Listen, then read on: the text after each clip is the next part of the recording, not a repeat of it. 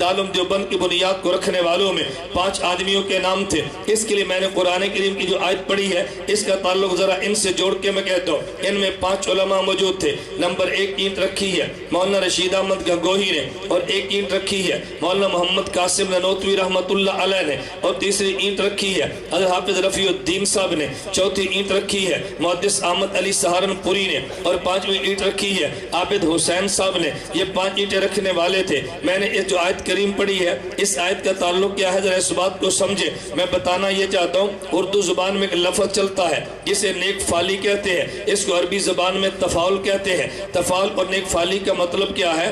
آپ کا بیٹا پیدا ہوا، آپ نے بیٹے کا نام اسد رکھا۔ کوئی بندہ کہتا ہے بھی آپ نے اسد نام کیوں رکھا ہے؟ اسد تو شیر کو کہتے ہیں۔ تو ہمارے یہاں انسان پیدا ہوا تو ہم نے اس کا نام شیر کیوں رکھا؟ آپ کہتے ہیں چونکہ شیر دلیر ہوتا ہے تو میں نے نام شیر اس لیے رکھا تھا کہ میرا بیٹا بھی دلیر ہو۔ اسے عربی میں تفاعل، اردو میں نیک فالی کہتے ہیں، اور اس کی روایات میں مثالیں بھی ملتی ہے۔ جناب علی المرتضی رضی اللہ عنہ کا بیٹا پیدا ہوا، امام الانبیاء نے پوچھا علی بیٹے کا نام کیا رکھا ہے؟ کہ حضور میں نے بیٹے کا نام حرب رکھا ہے۔ فرمایا حرب تو جنگ کو کہتے ہیں، تم حرب کی بجائے بیٹے کا نام حسن رکھو تاکہ جنگجو بننے کی بجائے صلحجو بنے۔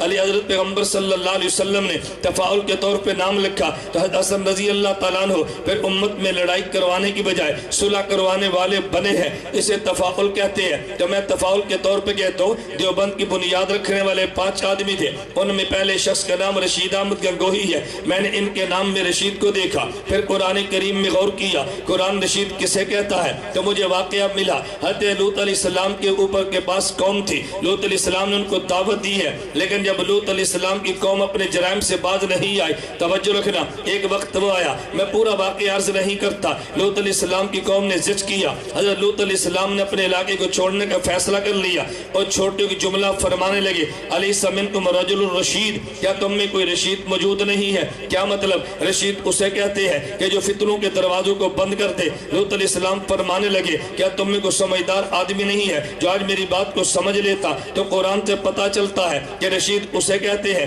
کہ جو فتنوں کے دروازے بند کرے۔ تو دیوبند کی پہلی اینٹ رشید احمد گنگوہی نے رکھی ہے جس نے فتنوں کے دروازے بند کیے ہیں۔ میں نے دوسرے بندے کو دیکھا تو نام قاسم نانوتوی ہے۔ میں نے دیکھا کہ قاسم کو نیک فال میں کیا لو، صحیح بخاری مجھے حدیث ملی ہے، نبی کریم صلی اللہ علیہ وسلم نے فرمایا انما انا قاسم واللہ یعطی، اللہ عطا فرمانے والے ہیں اور میں محمد تقسیم کرنے والا ہوں۔ اس سے مراد دنیا کی دولت نہیں ہے، اللہ علم و عمل عطا کرتے ہیں، میرا نبی علم و عمل تقسیم کرتا ہے، اللہ عطا فرمانے والے، نبی علوم کو تقسیم کرنے والے۔ تو میں نے مولانا قاسم نانوتوی رحمۃ اللہ علیہ کو پڑھ کے دیکھا ہے، علوم نبوت کو جس طرح مولانا قاسم نانوتوی دنیا میں عام کیا ہے اس کی دنیا میں مثال نہیں ملتی۔ علوم نبوت کو تقسیم کرنے والا یہ قاسم نانوتوی ہے، بلکہ آپ حیران ہوں گے، ممکن ہے بعض بندے اس بات کو سمجھ بھی نہ پائیں اور بعض اس بات کو سمجھ جائیں۔ مولانا قاسم نانوتوی رحمۃ اللہ علیہ طالب علمی کا زمانہ ہے، اپنے پیر حضرت سید الطائفہ حاجی امداد اللہ مہاجر مکی سے بیعت ہوئے،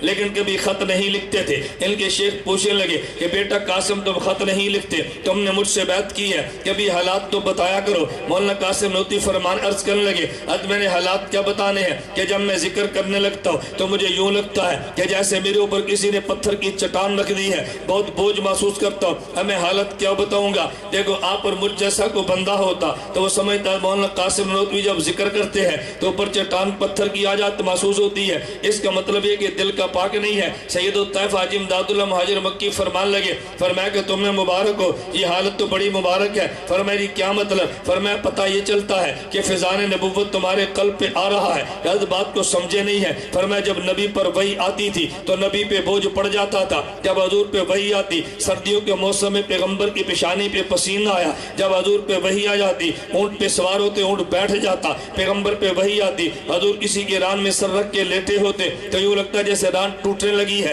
تو جب پیغمبر پہ وحی آتی تو بوجھ محسوس ہوتا، جب تم ذکر کرتے ہو تمہیں بوجھ بھی محسوس ہوتا ہے، تو پتہ چلتا علوم نبوت کا فیض تمہارے قلب پہ آ رہا ہے۔ اب یہ تعبیر کون بتا سکتا ہے؟ عام بندے کے بس میں تو نہیں ہے۔ حاجی امداد اللہ مہاجر مکی رحمت اللہ علیہ بہت بڑے آدمی تھے، لیکن لوگوں نے سمجھا نہیں ہے، ان پہ الزامات لگے، ان کی عبارات نہ سمجھنے کی وجہ سے۔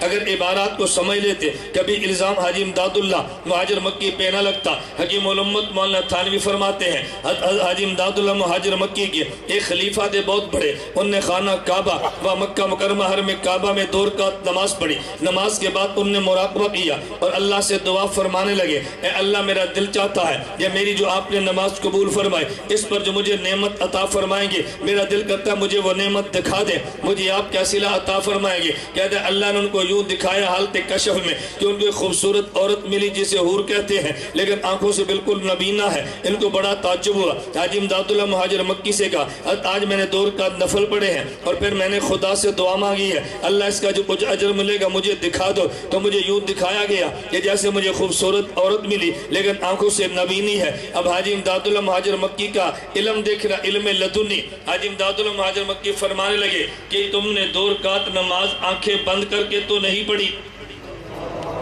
کہ تم نے 2 رکعت نماز آنکھیں بند کر کے تو نہیں پڑھی؟ کہا جی میں نے 2 رکعت نماز آنکھیں بند کر کے پڑھی ہے۔ توجہ رکھنا، فرمایا آنکھیں بند کر کے نماز کیوں پڑھی ہے؟ انہوں نے کہا جی خیالات بہت آتے تھے، وسوسے بہت آتے تھے، تو میں نے مناسب سمجھا آنکھیں بند کروں تاکہ خیالات نہ آئے۔ دیوبندیت کے پیر کا جواب سننا۔ حاجی امداد اللہ مہاجر مکی فرمانے لگے کہ بیٹا یہ بات کو سمجھو، وہ نماز جو خیالات والی ہو لیکن سنت کے مطابق ہو، ان نماز سے بہتر ہے کہ جو خیالات والی نہ ہو مگر خلاف سنت ہو۔ وہ نماز جو وساوس والی ہو اور سنت کے مطابق ہو، اس نماز سے بہتر ہے کہ جس میں وسوسے نہ ہو مگر خلاف سنت ہو۔ اس لیے فرمایا میں تو اس بات کو نہیں سمجھتا، میں دیوبندیت کی ترجمانی کرتے خدا کی قسم اٹھا کے یہ بات کہتا ہوں، دیوبندیت کا نظریہ ہے کہ بیت الخلاء میں سنت کے مطابق جانا بیت اللہ میں خلاف سنت جانے سے اعلیٰ ہے۔ بیت الخلاء سنت کے مطابق جانا بیت اللہ خلاف سنت جانے سے اعلیٰ ہے۔ اگر آپ بیت الخلاء سنت کے مطابق جاؤ تو اجر ملے گا، اور بیت اللہ میں خلاف سنت جاؤ تو پھر گناہ ملے گا۔ تو یا سنت زندہ کرنے پہ اجر ملا و سنت کو توڑنے پہ گناہ ملا ہے۔ تم نے دیوبند کو کبھی سنا نہیں ہے تو بندے کو گلہ اور شکوہ ہو جانا فطری بات ہے۔ اس لیے میں کبھی ایک جملہ کہا کرتا ہوں کہ تم نے دیوبند کو سنا ہے، تم نے دیوبند کے بارے میں نہیں سنا۔ جب بندہ کسی کو سنتا ہے تو ذہن اور ہوتا ہے، اور جب کسی کے بارے میں سنتا ہے تو ذہن اور ہوتا ہے۔ خیر حاجی امداد اللہ مہاجر مکی رحمت اللہ علیہ کے ان تربیت شدہ لوگوں میں سے میں تذکرہ کر رہا تھا۔ تیسرا بندہ جس نے دارالعلوم دیوبند میں اینٹ رکھی ہے اس کا نام احمد علی سہارنپوری ہے۔ میں نے احمد کو قرآن میں دیکھا، حضرت علی کو حدیث میں دیکھا، تو میں نے تفاعلاً یہ بات کہہ دی ہے۔ حضرت عیسیٰ علیہ السلام نے بشارت دی، فرمایا میرے بعد جو نبی آنے والا ہے اس نبی کا نام احمد ہوگا۔ کیا معنی احمد بشارت دینے والے کو کہتے ہیں؟ اس نے علوم نبوت کی بشارت دی ہے۔ آج صحیح بخاری جو تیرے ملک میں ملتی ہے اس پہ حاشیہ محدث احمد علی سہارنپوری کا ہے، اس پہ حاشیہ حضرت محدث احمد علی سہارنپوری کا ہے، اٹھا کے دیکھ لے نہ ان کے نام میں علی دیکھا ہے۔ میں نے علی کے بارے میں حدیث پہ پڑھا تو نبی پاک صلی اللہ علیہ وسلم فرماتے ہیں الکامل ابن عدی میں حدیث موجود ہے، فرمایا انا مدینۃ العلم والی بابھا،